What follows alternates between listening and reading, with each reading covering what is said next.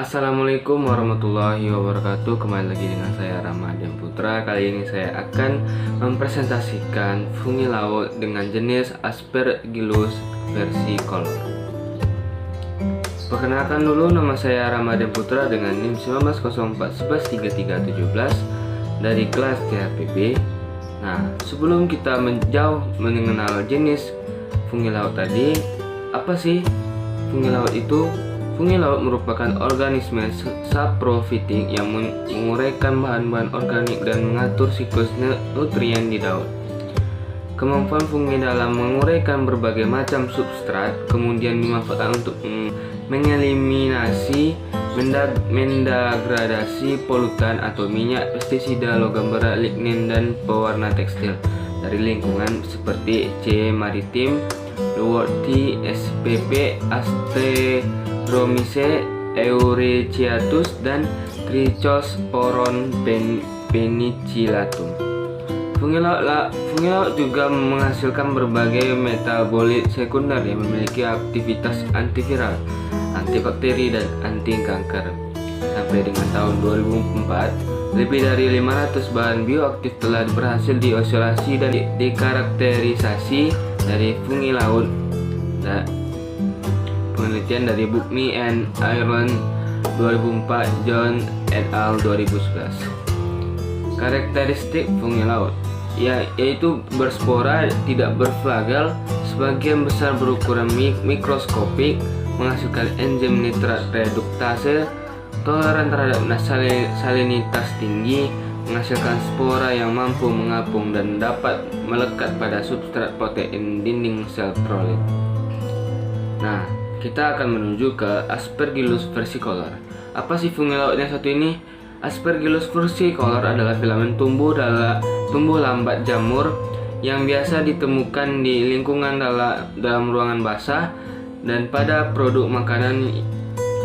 Ia memiliki bau apek, karakteristik yang terkait dengan rumah berjamur, dan merupakan produsen utama dari hepatotoksik dan karsinogenik, mikotoksin, sterimatositin.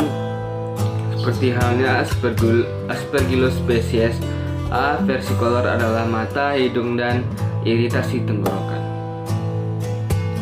Taksonominya itu, jamur ini pertama kali dijelaskan oleh Jean Paul Vuillemin pada tahun 1903 di bawah versicolor nama Sterimatositis, dan kemudian dipindahkan ke Aspergillus genus oleh Carlo Tiraboschi pada tahun 1908. Saat ini genus Sterimatositis sudah using.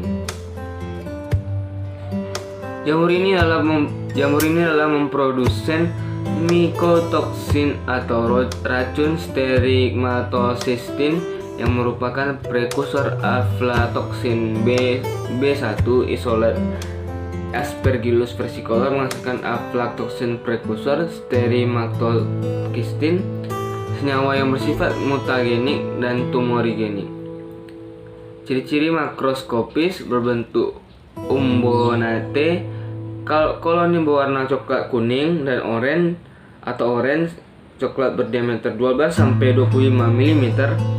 Ciri-ciri mikroskopis conidiafor berukuran 300 sampai 600 mikrometer. Miselium putih conidia berbentuk bulat berukuran 2 sampai 2,5 pimeter. Conidia umumnya berbentuk spherical. Ini penelitian dari Refai, El Yazid, An Hasan 2014. Ekologi dari Aspergillus versicolor adalah jamur yang sangat tangguh, menjelaskan distribusi global yang luas dalam berbagai kondisi lingkungan meskipun tumbuh optimal antara 22 dan 26 derajat Celcius. Aspergillus versicolor dapat tumbuh pada suhu kisaran yang lebih besar, 4 sampai 40 derajat Celcius. Jamur juga dapat mentolerir kisaran pH yang luas dan sangat tahan terhadap kondisi basah. Kedalaman tanah di mana jamur dapat ditemukan adalah variabel, turun ke 50 cm, tetapi tampaknya sangat melimpah di tanah yang lebih dalam. Seperti anggota lain dari genusnya, Aspergillus versicolor ini menampilkan moderat xerofilik karakteristik yang berarti bahwa hal itu dapat tumbuh dalam kondisi dengan aktivitas air rendah. Turun ke W dari 0,75 sampai 0,81 pada kisaran suhu optimal. Aspergillus versicolor juga dianggap osmofilik karena mampu bertahan dalam solusi yang sampai 30 derajat NaCl atau 40 derajat sukrosa. Hal ini membuat jamur organisme pembusuk ekonomis penting bagi biji-bijian yang disimpan beras, teh, dan rempah-rempah.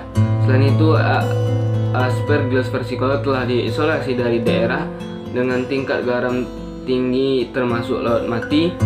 Habitat ekstrem lain dari jamur telah dilaporkan meliputi rawa gambut, deglasiasi tanah Arktik, dan tambang uranium. Morfologinya itu adalah koloni yang sangat bervariasi dalam warna, tingkat pertumbuhan, dan karakteristik permukaan tergantung pada kondisi pertumbuhan. Sebaliknya, morfologi mikroskopis cenderung independen konsisten parameter pertumbuhan. Koloni biasanya putih pada awal pengembangan dan mengubah menjadi kuning, oranye, dan hijau, sering dengan merah muda atau daging warna bercampur saat jatuh tempo. Reverse pigmentasi sering bervariabel juga, terutama untuk masa inkubasi lebih dari 2 minggu di durasi. Aspergillus versicolor memiliki panjang septate fiba yang muncul kaca dan transparan. Conidipores yang batang pipa khusus untuk reproduksi aseksual biasanya mengukur 120-700 meter panjang. Conidiophore berakhir pada vesikel kecil 10-15 mm diameter yang biseriat, yaitu dengan 2 lapisan berturut-turut sel interposing vesikel dan conidia. Metabolit sekunder Aspergillus versicolor mampu tumbuh pada berbagai permukaan, termasuk yang nutrisi kekurangan karena autotrofik bagi sebagian besar pertumbuhan zat makronutrien riboflavin. Selain itu, Aspergillus versicolor memiliki tingkat aktivitas yang tinggi silanase, enzim yang memecah hemiselulosa pada dinding sel tumbuhan. Silanase adalah metabolit sekunder dikontrol melalui gen spesifik induksi dan katabolit karbon represi. Penggunaan industri jamur menyediakan metode yang efektif, ekonomi, dan ramah lingkungan dari membuang limbah berbahaya yang terakumulasi sebagai produk sampingan dari kegiatan industri. Sebagai contoh, Aspergillus versicolor sangat efektif menghilangkan ion timah, menyerap 45 mg timbal per gram biomasa jamur kering. Proses ini berlangsung secepat dengan 80% dari ion terabsorpsi dalam waktu 1 jam. Aspergillus versicolor juga berguna dalam produksi industri dan pemurnian silanase yang sering digunakan untuk menurunkan silan dan dalam produk limbah dari manufaktur kayu dan kegiatan pertanian. Mungkin itu saja dari saya yang bisa saya sampaikan terkait tentang Aspergillus versicolor. Apabila saya ada kesalahan kata, saya mohon maaf.